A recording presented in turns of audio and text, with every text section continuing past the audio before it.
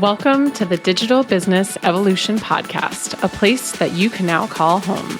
I know you're creating long-lasting impact in this world, and you absolutely deserve the time, location, career, and financial freedom that you desire. I'm here to guide you with proven strategies, tools, and mindset hacks that I've taught to thousands of business owners. You'll also be hearing from exceptional guests sharing stories of their own personal and business evolution. My name is Jessica DeRose, and I'm here to teach you what I'm learning. We are all inherently worthy, regardless of the number of degrees, awards, and accolades that we've collected along the way. Grab a notebook, a coffee, and enjoy the show. Hello, and welcome to the show. I am so excited to be here. This is a very long time coming. My name is Jess Glazer DeRose, and I am the host of the Digital Business Evolution podcast, but I'm also the founder and CVO, the Chief Visionary Officer of the Digital Business Evolution. And I have been wanting my own podcast, desiring a podcast for at least the last 7.5 years. It hasn't come to fruition because it really wasn't the right season of my life. And I'm going to tell you a little bit about that. So if you were to hear me on someone else's podcast or being introduced on a stage, or you were to hear any of my bio, what it would sound like is something like a former celebrity personal trainer, an elementary school teacher turned her cute side hustle into a multi-million-dollar business in under 2 years, which is true. But I really want to get into the meat and potatoes of all that. You'd also hear that since I left my job in 2017, I've hired the most incredible team. We've helped our clients create over $11 million in revenue. We've also helped create 8 millionaires from the ground up. They came to us with no business, just a crazy, stupid idea, as I like to call it. And we've helped them grow and scale past into 7 figures. My goodness, 8, that'd be incredible. We also have donated over $100,000 to Pencils of Promise and built our very own school in Ghana, Africa, which opened in January of 2021. You'd also hear that I've been featured in the Wall Street Journal, Forbes, Yahoo, The Today Show, Good Day New York. The list honestly goes on. And while I'm so proud of all of those accolades, I'm also in a season of my life that I used to think winning was the point. And now I'm learning that losing provides me an opportunity to get up and grow. And so that's the version of me, and that's the season that I'm in that I really want to share with you, because I'm learning that it's not winning or losing, but rather redefining the way that I look at winning, redefining my definition of losing, just as I've redefined my definition of success. And there was a point in my life where I would do whatever I needed to do to win. It didn't matter if I made myself sick. I've dealt with burnout twice in my life. It didn't matter if I was bulldozing my way through, if I was exhausted, if I burned bridges, friendships. In fact, I've lost a lot of things because of that mentality. I also thought that there was a point where it was whatever I do, I win. And that was coming from a place of ego and a place from where I'm now recognizing, yeah, I won everything, because if I didn't win, or if I didn't have the opportunity or chance to win, guess what? I didn't play. And so I'm not embarrassed. I'm not ashamed. I'm not upset with myself, but I'm in a place now in my life where I'm recognizing, of course I won everything. I either bulldozed my way through, or I simply didn't get in the game. I didn't put my name in the hat. And so now there's this whole flip that's been happening. There's this whole switch that's been happening for me, where I'm understanding the beauty in the loss. I'm understanding the lessons that come from challenges. I'm understanding that asking for help is not a weakness, but rather it's something that could quite literally save your life, which it has in the past. So I can read you, like I did, the bio. I can tell you the sexy story, or we can break it down and we can go back. So I'd love to take you back for just a moment. Let's go all the way. I'm originally from New Jersey. I'm a Jersey girl. I have an older brother. He's 5 years older. He is my absolute best friend. I have lived with him on his couch multiple times throughout my life. And I have incredible parents whom are still married and have always been extremely supportive. I grew up in what I consider to be a very conscious household. I was gifted things like Jack Canfield Chicken Soup for the Teenage Soul for Hanukkah. As a child, my mom was reading me The Secret. I was going to bed with subliminal message tapes at the age of 7. They were bringing me to sports psychologists at a very young age. Before I was 10, I was learning how to visualize, and I was preparing myself for very high-level gymnastics competitions. I actually studied abroad when I was 12. I was living abroad for gymnastics. We were in an exchange program where I got to study and train over in France, which was incredible. So really, really high level gymnast who grew up in what I consider to be conscious household, learning all sorts of things like visualization, manifestation, the power of your thought. Of course, reading crystals. My mom is an artist. And so just grew up in a really, really special household. I don't take it for granted for one moment. And I don't really truly believe I never have. I know how lucky I am and how blessed I am, but that doesn't mean it didn't come with challenges. So like many of the listeners, maybe like you, of course, I went through challenges of many, many, many years of self-hate, many years of just putting a lot of pressure on myself and expecting a lot from myself. Body image disorder for sure. I had an eating disorder. Actually, for 11 years, I battled with bulimia, addiction to diet pills, laxatives, anything that could speed up my metabolism. And I realize I can see clearly now that I'm ahead of it. When I look back, when I asked for help, that's one of the moments that it actually changed my life because it saved my life. After battling for 11 years, I walked into an outpatient program and I said, I can't do this anymore. And it wasn't out of bravery. It wasn't out of, I can't wait to change my life. It was out of, I simply am tired. I can't do this anymore. So I dealt with those types of battles and inner demons, recovering perfectionist, type A, massive control freak, super high achiever. And like I said, if I couldn't win, I didn't play. But also if I could win, then I would play to win. I led myself into burnout twice. I had a breast cancer scare. From that burnout, from that stress, I detached 4 ligaments in both ankles. So 2 on the right, 2 on the left, 5 years apart from each other, both landed me in a wheelchair, having surgery, anchors, screws, pins, you name it, countless injuries in gymnastics. It just couldn't stop me. So there's a theme in my life of resilience as well. And I'm really proud of that resilience. But again, I'm learning now what it actually has taken and what it actually has looked like. So while the cute story is that I've built this business, the real story is that it's taken a really, really long time. And I can't even say that, no, it didn't take 2 years, it took 7. What I can say is it's taken at this moment 37 because it's been a lifetime of learning and lessons. And so that's what I'm here to share with you. I can tell you all about myself, but this podcast isn't about me. This podcast is about you. And it's taken so many years for it to get up and off the ground because I truly and deeply, wholeheartedly believe that I wasn't ready. Not that I wasn't ready because I was scared, but I wasn't ready because I didn't have the tools or the skills or the connections that I have now. And what I'm able to offer you now is wildly different than what I could have offered you 2 years ago, 4 years ago, or 7 years ago. And that is why I named the company the Digital Business Evolution. Because I truly believe that we're always evolving. If we're not evolving, if we're not growing in nature, we are dying. And while that sounds horrible, it's the truth. And our business is simply a reflection of us. And our business will only grow to the extent that we grow.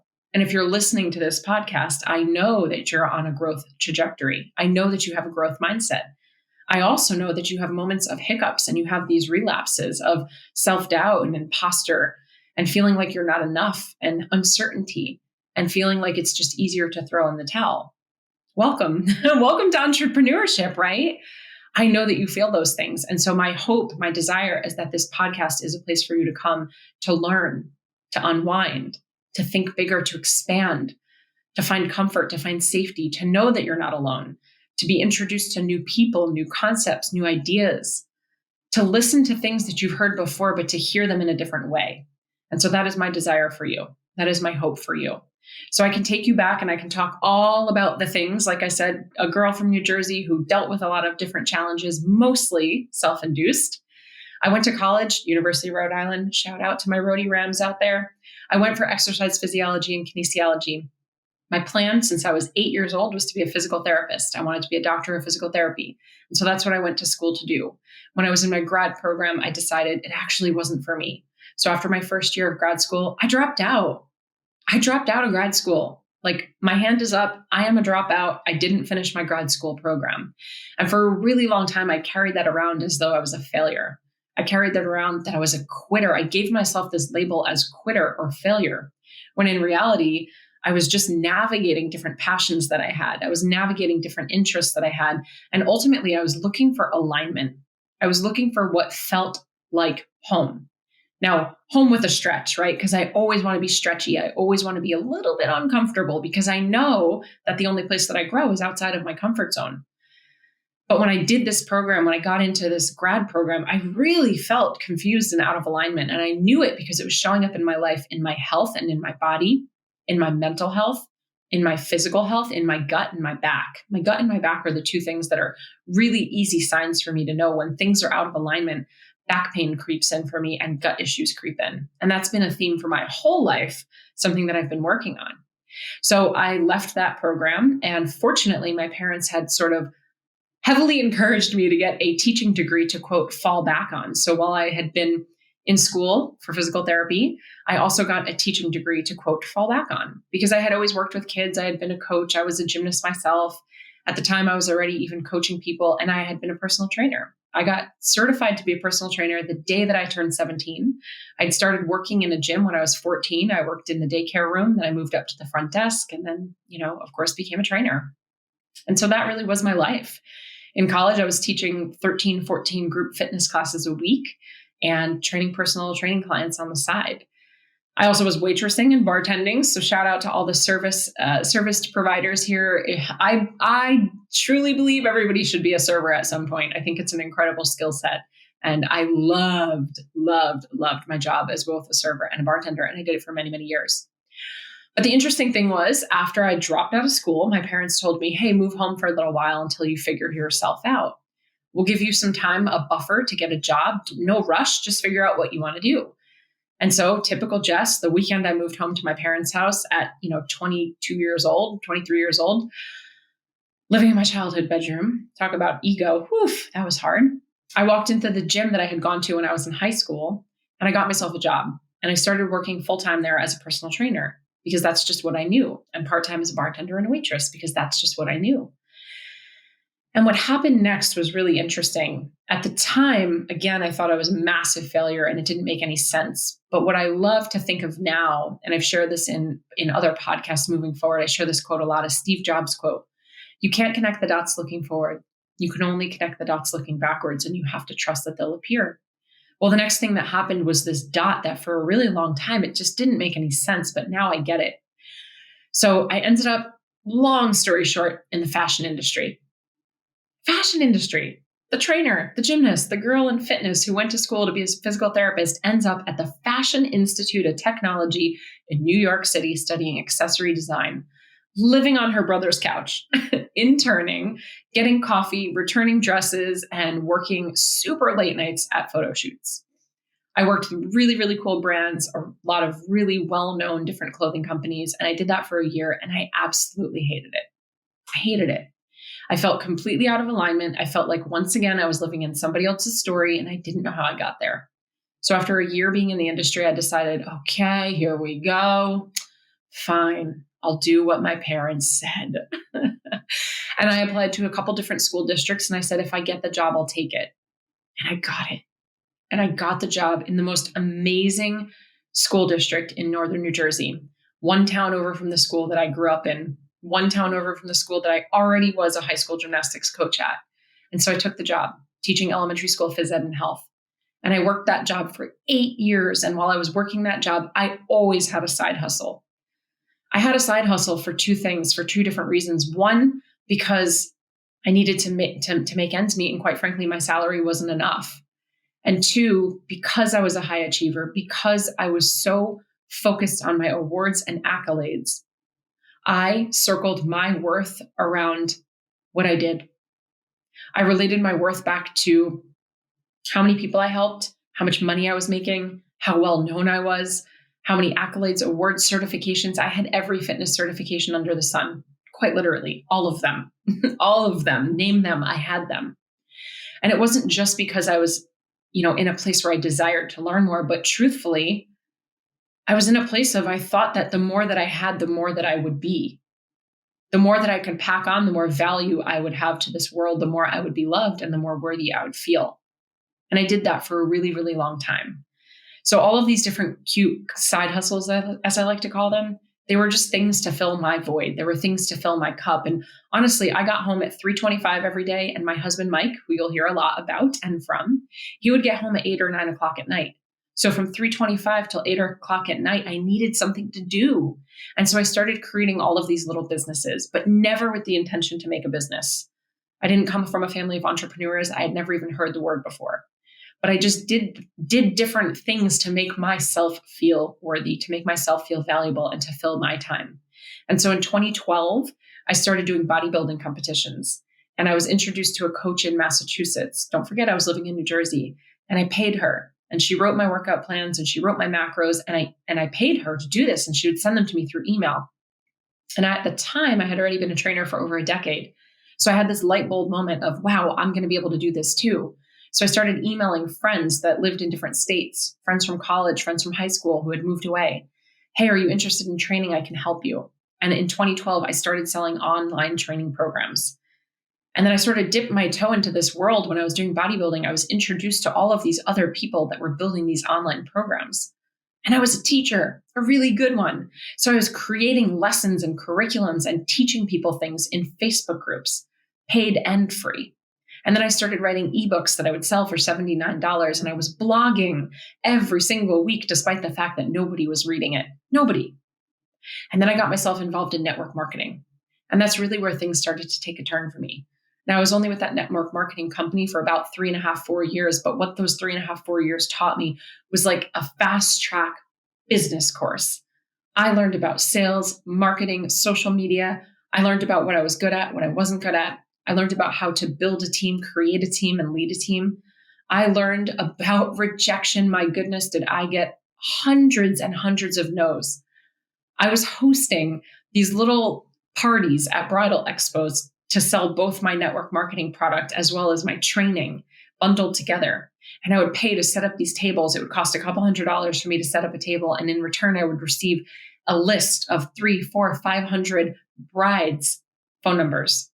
And every single day after school, I would come home and I would sit down and I called it my power hour. And for 1 hour, I would cold call these brides that were at this expo. Hey, I don't even know if you saw my table at this expo, but this is what I do and this is how I can help. Are you interested? No. I would call and not get an answer. I would call and leave a message. I would call and never hear back. I don't know that I ever got a yes, but what I got out of it was this fast track to my master's in business, truly. I learned so much about business and so much about myself.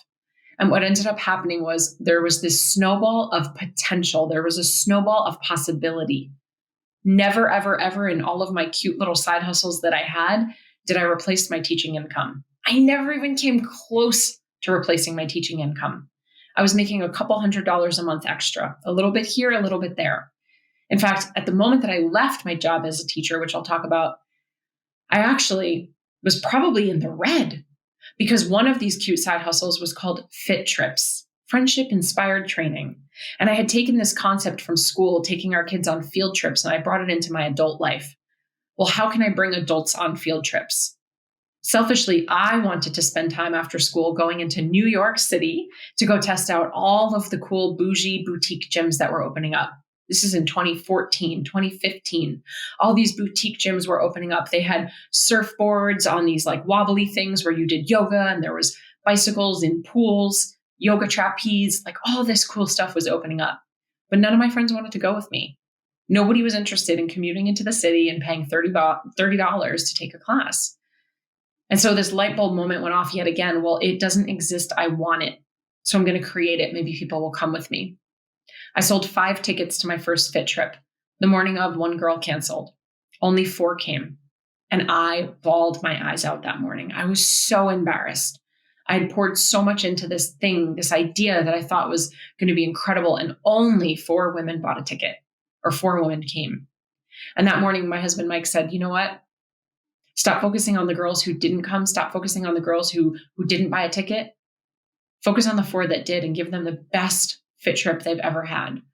And I'll never forget the speech that I gave that day about how this was going to turn into some big thing. And one of the girls laughed at me. She laughed at me. She laughed in my face. And it was so painful. I'd worked so hard. I went to Costco. I bought all this food for this little brunch after the class. I went to Five Below in the dollar store to make my own little swag bags and giveaways and buy raffle tickets. And I was so hurt, but I also knew how badly I wanted it. So I continued. And the second month, there were 8 girls. And the third month, there were 24 girls. And Shape Magazine saw us. And they picked that up and they wrote an article, and it snowballed from there. And I ran that business, I guess you can call it, for 4.5 years. And we scaled to having ambassadors in different cities. We were running international retreats twice a year. 100 girls were coming to these events month after month. We had a community online of over 800 women globally. We had clothing. I mean, you name it. It was so cool. And I don't tell you this to say, look at me. This is not about me. I want you to understand the evolution of me, the evolution of the business, the evolution of what I thought it was going to be and what it turned into, the malleability, the flexibility, the adaptability, because that's what it's all about. You can't connect the dots looking forward. You can only connect them looking backwards. You have to trust that they'll appear. You get to trust that they'll appear. Now, mind you, I was still working as a teacher this entire time, but what happened was this potential, this possibility, this opportunity. I saw people out there, and I call them my expanders. I saw people doing things I wanted to do. I didn't replace my income. I didn't have another job lined up. But in October of 2016, I was driving to work and I was on Route 287. If you know it, you know it. And I was listening to a podcast. This man was interviewing this woman, and I share this story often, but I want you to lean in for a moment. He was interviewing this woman, and she was a teacher. Oh my gosh. And she made jewelry and she sold it on Etsy. I felt so seen. She wanted to go all in on her Etsy store, but she was afraid, what if I can't make it work? Like, what if it doesn't happen? My pension, benefits, summer's off. What am I, crazy? The salary that I have. So he said to her, okay, if you give yourself a year and you try to make it work and it doesn't work out, what's the worst case scenario? So she said, I don't know. I've been a teacher for a decade. I'll probably just go back to teaching. I might have to go to a different district, but I know I can get a job. And his answer is what changed our entire life. Lean in. Go ahead, lean in. Stop what you're doing. He said, oh, how does it feel to wake up every day and live in your worst case scenario? Oh, how does it feel every day to wake up and live in your worst case scenario? I pulled the car over on 287. I was hysterical crying. I texted Mike. I said, I can't do this anymore. That was October of 2016. I didn't replace my income. I had no other plan. And let me be clear. A 7-minute commute with a white picket fence and an incredible job and coaching at my old high school, that was not my worst case scenario, but it was not my best case scenario. And I found myself yet again in a place going, how did I get here? Whose story is this? Just like I felt in physical therapy school, just like I felt in the fashion industry, just like I felt with my eating disorder. Like, who put me here? How did I get here? Why am I the main character? And so that night we started to play with numbers and figure out what would it look like if I left. After our winter break, just a month and a half later, I marched into my principal's office and I resigned. And he thought I was nuts. And I was nuts. But again, I didn't leave. I didn't quit because I was brave. I didn't quit to leap and grow my wings on the way down. I want you to hear me because you might be here right now. I quit because I was so uncomfortable. I was so unfulfilled. I was so unhappy. I felt like I was living in somebody else's story. I felt like there was something bigger out there for me, and I didn't know what it was. And it didn't have to do with awards, and it didn't have to do with fame or money. It didn't have to do with followers. It just had to do with me internally. It was like an untapped potential. I knew there was another level that needed to be unlocked, and there was no way that I could unlock that door living in the container I was living in. I'm not throwing shade at teachers. I see you, I acknowledge you, and I love you, and what you do is incredible. I think it's one of the most under-thanked jobs out there. I really do. And I loved what I did. I was an elementary school phys ed teacher. There's nothing better than that. And I love my kids, and I still talk to so many of them. And it's incredible, the relationships that we've been able to have together. But for me, I don't know the last time you were in an elementary school, everything was really, really small. Like, quite literally, the toilets are really low to the ground. The ceilings are low. The chairs are small. And I felt myself getting smaller and smaller and shrinking I felt like everything was caving in on me. And the duality of it was that I was watching my students get older, and year after year, they would leave, they would get bigger, they would graduate 5th grade, and they would move on. And I felt like I was just kind of shriveling up. And so I couldn't do it anymore. And that was my last year teaching. When I left, the plan was I have no plan, but I'm willing to do whatever I have to do to make ends meet. This was huge for me. I had to put my ego aside. I thought that I was better than some of the jobs that I might have to take. I thought that I was above it. I had 1.5 college degrees. I had 16 years or 15 years in the fitness industry. Of course, college degrees, fitness industry, 8 years as a teacher. Of course, I thought I was better than, I was beyond, I was above. But the reality of it was that my ego thinking those things, my ego saying, you should be making more money, don't take that job. You shouldn't be doing that type of work, you're above that. That was the thing that was, quite frankly, holding me back. And so I committed to checking my ego at the door. I committed to saying I don't know, to admitting when I was wrong. I committed to learning. I committed to just being back at the beginning as a beginner. And what happened next was all of those cute little side hustles, the little blogs and the little ebooks and the Facebook group that I had created with those 800 women and the fit trips. All of that scaled to multiple 6 figures really quickly. Like I'm talking 2-3 months, really quickly. And it kept growing and growing, and I kept growing and growing and getting in rooms that stretched me even more and getting in rooms that made me feel even dumber and reading more books and going to more events and getting onto, more podcasts and more documentaries and just absorbing everything that I could. And then in 2018, enough of my friends in the fitness industry had asked me, how are you doing this? What are you building? Why are you always on the computer? That I just started to help them. I was still focused on my fitness career, going for all those magazine covers and TV shows and working my butt off to get to what I thought was the top of the fitness industry, the top of the New York City fitness industry. And man, I am proud of the work that I did. But I still was chasing all of these awards and accolades and titles for worthiness, not even just to check it off as though I did it, but I was searching for worthiness. But I found the worthiness in making mistakes. And I found the worthiness in helping other people. And that's when it all shifted for me. So in 2018, I started helping my friends put their businesses together. I started teaching what I had done. I started creating my own frameworks and methodologies, and their businesses started to boom. And I saw this ripple effect of impact. What they were bringing to the world was quite literally changing the entire world around them. And every single person that learned from them sort of kind of learned from me too. And there was this huge ripple. And I had committed myself to always being involved in education. So I got involved in Pencils of Promise. It was a divine connection. Maybe I'll do a story on it a different day. But I got involved with Pencils of Promise, and I just saw this opportunity of so much more. So now we sit here today. It is February of 2022, and we are officially launching this podcast. Now, after 14 rounds of our signature program, onboarding 10 different coaches, having an incredible staff, bringing my husband into the company, retiring from his corporate job. After almost 12 years, he left that job.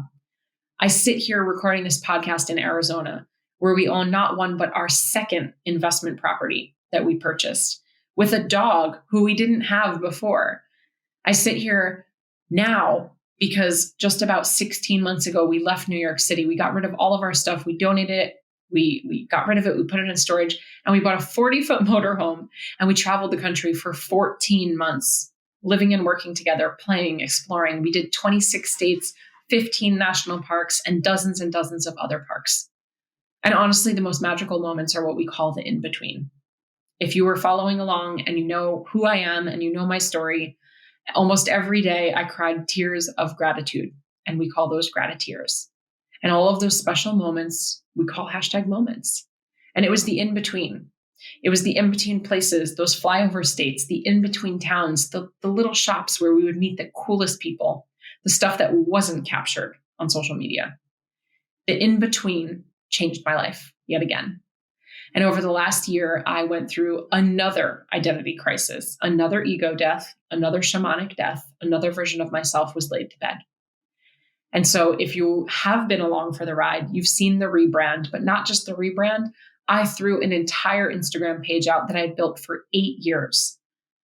Through 4 different Instagram handles, I built that page through many different businesses and pivots, from network marketing and personal development and self-love to health and wellness, to personal training, to business coaching, and then through our RV life. And now I stepped into a new version of myself, and I will for sure do an episode on that. So what you're listening to now is this current version 37, almost 38 of Jessica DeRose. DeRose is a beautiful name. It's my married name. And I had never used it before. I had never used it for my business. And as we step into this next chapter, this next evolution, it's the name that I'm choosing to use. And I'll do an episode about why, but I'm so excited to just be here with you. I'm so excited to show you what's possible. I'm so excited to hopefully become an expander for you, to bring on people who can be expanders for you, to help you extract your lived experience, to help you extract what you know, what you've learned, what you're passionate about, to help you see the difference between passion and purpose. Ultimately, I want to help you understand that you're worthy despite the awards and accolades and money. I want to help you unlock doors that you don't even know exist yet, doors that you can't even see. Yeah, I want to help you build a business. I want to help you make bigger impact. Of course, that means you'll also be making a bigger income. But I don't even necessarily care about your business right now. I care about what this business can then push you towards in the future. What is this thing you're building now going to turn into in the future that you can't see, that can only be unlocked when you let go of the desire to win it all? When you understand that it's not about, well, what do I do? How do I keep it all going? But rather, what if I allow myself some space? Then what? What's behind the door in front of you doesn't define you. Whether you win or lose, you're always winning. It's a game and you get to write the rules. That's what this podcast is all about.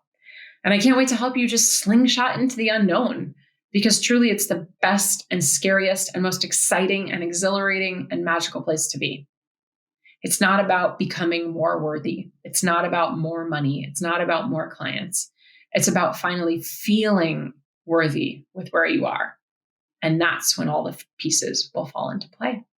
So I'm really excited to share my mission with you to cause this ripple effect and inspire change for generations to come, making a massive impact and leaving a lasting legacy beyond our singular actions. It's not about what you do today. It's about what happens tomorrow. So thank you so much for being here. I can't wait to unpack all of it with you and share all the pieces of my journey, as I'm always, always, always an open book and super transparent. If you would love to be a part of my text family, which I would love you to be on there, please text me at 973-358-7836. Again, that's 973-358-7836. And you can just text the word podcast so I know where you're coming from. I text out at least twice a week different tips and tricks, business strategy, mindset stuff, money stuff, and I just love being connected with you over there. If you're also, that's for everybody in the US, by the way. If you're also interested, please, please, please connect with me on Instagram and TikTok. Your girl just got on TikTok. Both of those platforms, I am Jessica DeRose. So come follow me over there. Come say hello, be a part of my community, and buckle up. Buckle up. The evolution is the ride. This is the journey. This is what we're working for. This is the fun part. So I'll see you on the other side. Thank you so much for tuning in. If you loved this episode, it would mean the world to me if you shared it with a friend. And if you want the chance to win one of our incredible podcast launch giveaways, like a Yeti microphone, AirPods, or a super cute throwback Polaroid camera, all things to help your business evolve and explode, make sure you take 30 seconds to subscribe, review, and share on your socials. Be sure to check out our show notes for all the juicy details. And until next time, cheers to your evolution.